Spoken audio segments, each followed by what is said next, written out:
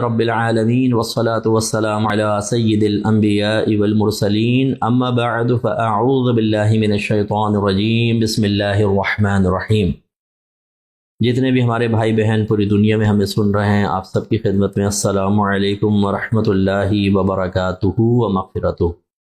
آج انشاءاللہ سورہ ابراہیم کی 15ویں آیت سے 21 نمبر آیت تک انشاءاللہ میں ذکر کروں گا، اور اس پر ہمارا درس ہوگا۔ اللہ تعالیٰ نے جو اس کی ابتدا فرمائی ہے، پچھلی آیات کو میں نے چھوڑ دیا، اس میں انبیاء علیہم السلام نے جب لوگوں کو تبلیغ کی اپنے زمانے میں، تو انہوں نے کہا کہ دو چیزیں ہیں۔ پہلی چیز تو یہ ہے کہ یا ہم اپنے آباء و اجداد کو نہیں چھوڑ سکتے، تو ہم اسی پر رہیں گے، آپ ان کو کچھ میں نہ کہیں، اور دوسرا آپ ہمارے ساتھ مل جاؤ۔ تو لیکن وہ ایمان لانے والے نہ ہوئے۔ ان کے بارے میں پھر اللہ تعالیٰ فرماتا ہے وَاسْتَفْتَحُوا، اور انبیاء علیہم السلام نے اللہ تعالیٰ سے فتح طلب کی کہ اللہ تعالیٰ ہمیں ان پر غالب کر دے۔ وَخَابَ كُلُّ جَبَّارٍ عَنِيدٍ، اور اللہ تعالیٰ نے ہر سرکش اور حد سے بڑھنے والے کو خائب و خاسر کر دیا، اس کو خسارے میں، اس کو خواری میں مبتلا کر دیا۔ مِن وَرَائِهِ جہنم، ایسے ہر شخص کے پیچھے جہنم ہے۔ وَيُسْقَى مِن مَّاءٍ صَدِيدٍ، جتنی میری ینگ جنریشن خاص طور پہ ہمیں سن رہی ہے، اس کے علاوہ ہر ایج کے جو ہمارے بھائی بہن ہمیں سن رہے ہیں، اپنے اسلام پر خوش ہوئیے اور اللہ کا شکر ادا کریں کہ اللہ نے آپ کو مسلمان بنایا۔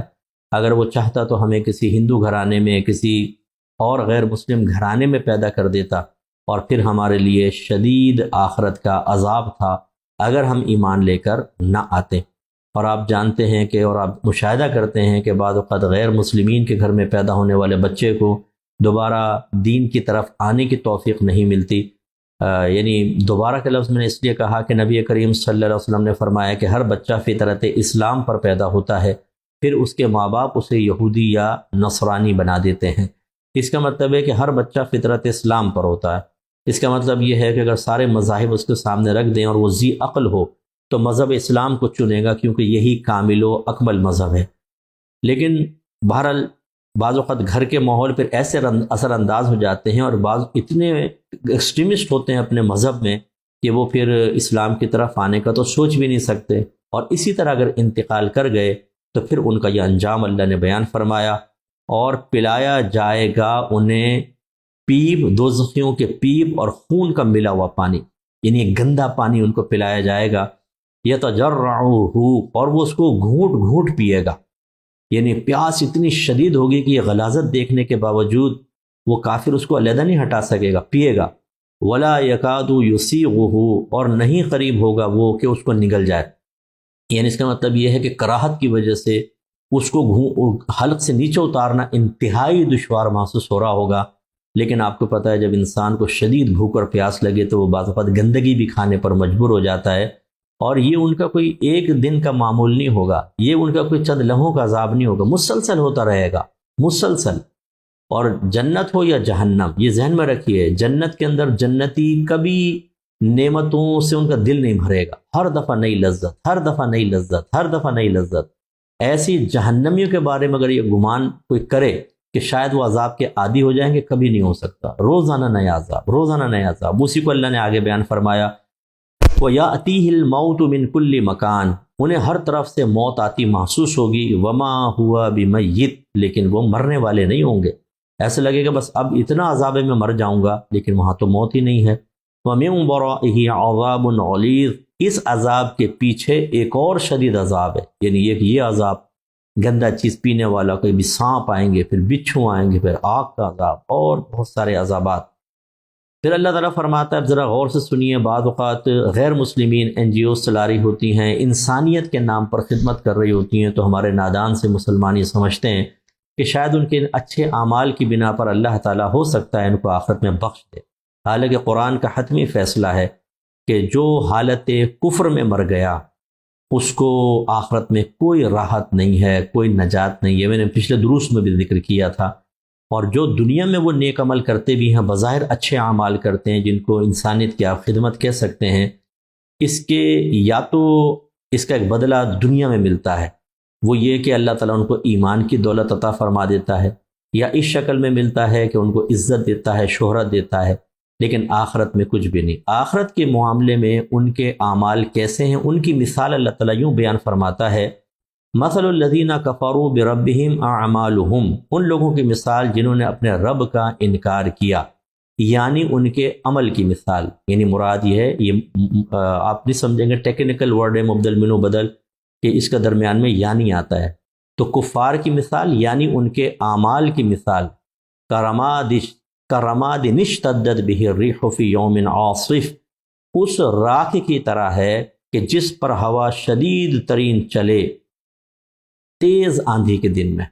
جیسے راکھ ادھر ڈال دیں اور تیز آندھی چلائیں تو کیا ہے، سب کے سب اڑ جائیں گے، راکھ بالکل اڑ جائے گی، صاف کلیئر چٹان رہ جائے گی۔ اسی طرح ان کے اعمال سب ختم ہو جائیں گے، آخرت میں کوئی عمل باقی نہیں ہوگا۔ یہ نص قطعی کہہ رہی ہے، لا يقدرون مما کسبوا علی شیء، وہ قادر نہیں ہوں گے ان چیزوں پر جو انہوں نے کمایا، کسی بھی شے پر، یعنی جتنی چیزیں، ایسا نہیں ہوگا ان کو روک لیں، ان کو اپنے پاس رکھ لیں، سب ختم ہو جائیں گے۔ ذالک هو الضلال البعید، یہ ہی بہت بڑی گمراہی ہے، بہت بڑی گمراہی۔ کہ آدمی یہ سمجھتا ہے کہ شاید میں نیک عمل کر رہا ہوں، اللہ تعالیٰ اس کا اجر دے گا، لیکن جب تک ایمان نہ ہو، شرط ہے ایمان، تو وہ تباہ ہوگا۔ پھر اللہ تعالیٰ نے فرمایا مخاطب کرتے ہوئے، الم تر ان اللہ خلق السماوات والارض بالحق، اے مخاطب کیا تو نے نہیں دیکھا کہ بے شک اللہ تعالیٰ نے آسمانوں اور زمین کو بالکل ٹھیک ٹھیک حق کے ساتھ بنایا۔ ان یشاء یذہبکم ویأتی بخلق جدید، اگر وہ چاہے تو تمہیں لے جائے اور لے آئے ایک نئی پیدائش کو، بخلق جدید یعنی ایک نئی مخلوق کو لے آئے۔ وما ذلک علی اللہ بعزیز، اور نہیں ہے یہ اللہ تعالیٰ پر کچھ دشوار۔ تو یہ ہم کس عجب و خود پسندی میں ہیں کہ ہم کوئی بہت ہی بڑے لاڈ صاحب ہیں، یا ہم نے بڑا کوئی کمال کیا اگر ہم نماز پڑھ رہے ہیں، روزے رکھ رہے ہیں؟ نہیں، اللہ تعالیٰ نے بیان فرما دیا کہ اللہ تعالیٰ اگر چاہے تو تمہیں ہٹا دے اور دوسری مخلوق کو لے آئے۔ اللہ تعالیٰ کسی کا محتاج نہیں ہے، نہ وہ کسی سے کسی کا اثر قبول کرتا ہے کہ وہ ہماری معاذ اللہ، ہوتا ہے نا بعض اوقات کسی کی ذات سے متاثر ہوتے ہیں، کسی کے عمل سے متاثر ہوتے ہیں۔ اللہ تعالیٰ کی ذات پاک و صاف ہے کہ وہ کسی کا اثر قبول کرے، لہٰذا بالکل کسی عجب و خود پسندی میں مبتلا ہونے کی حاجت نہیں ہے۔ اس کے بعد یہ 21ویں آیت ہے، یہ 23 تک میں انشاءاللہ ذکر کروں گا۔ 21ویں آیت میں جو اللہ نے مضمون بیان کیا ہے وہ یہ ہے کہ بروز قیامت کچھ لوگ ایسے آئیں گے جو لیڈر ہوں گے، اور کچھ جو ان کے پیچھے چلنے والے ہوں گے۔ اب ان لیڈر کے اندر عالم بھی ہو سکتا ہے، مفتی بھی ہو سکتا ہے، نعت خوان بھی ہو سکتے ہیں کہ وہ قوم ان کے پیچھے چلتی ہے، پیر حضرات بھی ہو سکتے ہیں۔ اسی طرح جو ٹیچرز ہوتے ہیں یونیورسٹی میں، کالجز میں، یونیورسٹیز کے اندر، کہ بچے ان کی اتباع کر رہے ہوتے ہیں۔ اب یاد رکھیں اگر ہم نے صحیح تبلیغ کی ہوگی، صحیح راستہ دکھایا ہوگا تو ہمیں نجات ملے گی، اور اگر ہم نے غلط راستہ دکھایا ہوگا، یاد رکھیں تو میدان محشر میں پھر ایک مکالمہ ہوگا ان دونوں کے درمیان جو اللہ نے یہاں ذکر فرمایا۔ اس لیے اگر کوئی سردار ہے، کوئی وڈیرا ہے، کوئی چودھری صاحب ہے، تو ایسا نہیں ہونا چاہیے کہ آپ اپنے متبعین کو غلط کاموں کے اندر لگا دیں، یہ آپ کے لیے بہت بڑا گناہ جاریہ ہوگا اور آخرت میں شدید وبال۔ اللہ تعالیٰ فرماتا ہے کہ برضوا للہ جمیعا، اللہ تعالیٰ کی بارگاہ میں تمام مخلوق ظاہر ہو کر حاضر ہو جائے گی۔ فقال الضعفاء الذین استکبروا للذین استکبروا، تو کہیں گے کمزور لوگ ان سے جو بڑے لوگ تھے، جن کو کوئی بھی منصب حاصل تھا، انا کنا لکم تبعا، بے شک ہم تمہاری پیروی کرنے والے تھے، ہم تو تمہارے پیچھے چلنے والے تھے۔ فہل انتم مغنون عنا من عذاب اللہ من شیء، کیا تم آج کے دن اللہ کے عذاب میں سے تھوڑا بہت بھی ہمیں چھٹکارا دلوا سکتے ہو، اس سے ہمیں بے نیاز کر سکتے ہو؟ تو ہم تو تمہارے پیچھے چلے، تم نے کہا جائز کرو، جائز کیا، تم نے کہا ناجائز کرو، ناجائز کیا، تو اب اتنا تو حق بنتا ہے کہ تم ہمیں بچاؤ۔ قالوا، وہ کہیں گے، لو ہدانا اللہ لہدیناکم، اگر اللہ تعالیٰ ہمیں ہدایت عطا فرماتا تو ضرور ہم بھی تمہیں ہدایت دیتے۔ سواء علینا اجزعنا ام صبرنا ما لنا من محیص، اب ہمارے لیے برابر ہے، چاہے ہم روئیں پیٹیں، جزا و فضا کریں، یا ہم صبر کریں، ہمارے لیے کوئی جائے فرار نہیں ہے، کوئی جائے نجات نہیں ہے۔ یعنی ہم نے تمہیں دعوت دے کے خود بھی مرے اور تمہیں بھی مروا لیا۔ میرے آقا صلی اللہ علیہ وسلم فرماتے ہیں کہ جب قرب قیامت کا وقت آئے گا تو علم اٹھا لیا جائے گا، ایسا نہیں ہوگا کہ سینوں سے کھینچ لیا جائے، کہ علماء فوت ہوں گے اور کوئی ان کی جگہ لینے والا نہیں ہوگا، تو لوگ جاہلوں کو اپنا رہنما بنائیں گے اور ان سے مسائل طلب کریں گے، ان سے سوال کریں گے، اور وہ غلط فتویٰ دے کر خود بھی گمراہ ہوں گے اور لوگوں کو بھی گمراہ کر دیں گے۔ اس لیے میں اپنے تمام دیکھنے والوں سے گزارش کرتا ہوں، ہر سوشل میڈیا پر بیٹھے ہوئے شخص کی پیروی نہیں ہوتی ہے، خصوصاً جو ینگسٹرز ہیں ہمارے، جو بھی پینٹ شرٹ پہن کر آ گیا، خشخشی داڑھی، ننگا سر ہے، اور وہ چیلنج کر رہا ہوتا ہے قرآن حدیث کے مضامین کو اور علماء کو۔ یہ علماء کے سامنے بیٹھ جائیں، آوازیں نہ نکلیں، صحیح لوگ تو ملتے ہی نہیں ہیں ان کو، کیونکہ یہ بیچارے اس قابل تو ہوتے نہیں ہیں بعض اوقات کہ ان کے سامنے علماء بیٹھیں، کیونکہ علم ہو بالکل ایسا ہوگا جیسے ایک عام آدمی انٹرنیٹ کے اوپر میڈیکل کے بارے میں، کینسر کے آپریشن کے بارے میں چند آرٹیکلز پڑھ لے، پھر بڑے سرجنز کو چیلنج کرے کہ میرے سامنے بیٹھے، میں تو ان سب کو چیلنج کرتا ہوں، تو کیا اس کے سامنے ڈاکٹرز بیٹھیں گے؟ ایسے کوئی عام آدمی وکیلوں کو چیلنج کر دے، ججز کو چیلنج کر دے، پروفیسرز کو چیلنج کر دے اور اس لیول کا نہ ہو، تو یہ بالکل احمقانہ سی بات ہوگی کہ آمنے سامنے بٹھا دیا جائے۔ پہلے آپ قابل بنیں، ضرور آئیں، ان کو فالو کریں جو اپنے اکابرین کو چلتے ہیں، جو خاندہی کرتے ہیں، ان کی چلیں۔ دعا کر لیتے ہیں۔ بسم اللہ الرحمن الرحیم، الحمدللہ رب العالمین، والصلاة والسلام علی سید الانبیاء والمرسلین۔ اے اللہ تعالیٰ جتنی بھی ہم نے عبادات کی رمضان میں، علاوہ رمضان کے جتنے بھی نیک عمل کیے، سب کو اپنی بارگاہ میں درجہ قبولیت عطا فرما۔ اے پاک پروردگار، جتنے حاضرین اس وقت ہاتھ اٹھا کر تیری بارگاہ میں حاضر ہیں، اللہ تعالیٰ سب کی بخشش و مغفرت فرما دے، سب کے درجات کو بلند فرما دے۔ اے اللہ تعالیٰ سب کو پیار، محبت، الفت، اتحاد و اتفاق عطا فرما، لڑائی جھگڑے، فتنہ فساد، اختلاف رائے، بے برکتیوں سے محفوظ فرما۔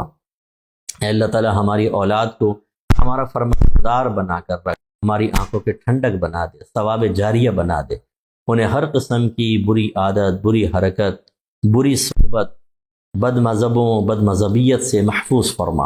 اے پاک پروردگار، ایک دوسرے کا صحیح حق ادا کرنے کی توفیق عطا فرما، جو بے دنیاوی وجوہات کی بنا پر ناراض ہیں انہیں محبت سے رہنے کی توفیق عطا فرما۔ اے پاک پروردگار، جو ہماری کوئی بھی بہن ایسی ہو جو ذہنی دباؤ کا شکار ہے، ڈپریشن کا شکار ہے، صدمے میں ہے، اللہ تعالیٰ جو اس کے اسباب ہیں تمام اسباب کو دور فرما دے، راحت، سکون، صبر اور دیگر نعمت عطا فرما۔ ایسے ہمارے جو بھائی کسی بھی مصیبت میں گرفتار ہیں، اللہ تعالیٰ ان کو نجات عطا فرما، ان مصیبتوں سے نجات دے دے، ہر پریشانی مصیبت دور فرما دے۔ اے اللہ تعالیٰ جن گھروں میں جوان بہنیں بیٹیاں موجود ہیں ان کے اچھے رشتے دلوا دے، جو قرضے تلے دبے ہوئے ہیں اللہ تعالیٰ غیب سے ان کے قرضہ دور کرنے کی کوئی سبیل بنا دے، اسباب مہیا فرما دے۔ اے پاک پروردگار، ہر بے اولاد کو نیک اور صالح اولاد عطا فرما۔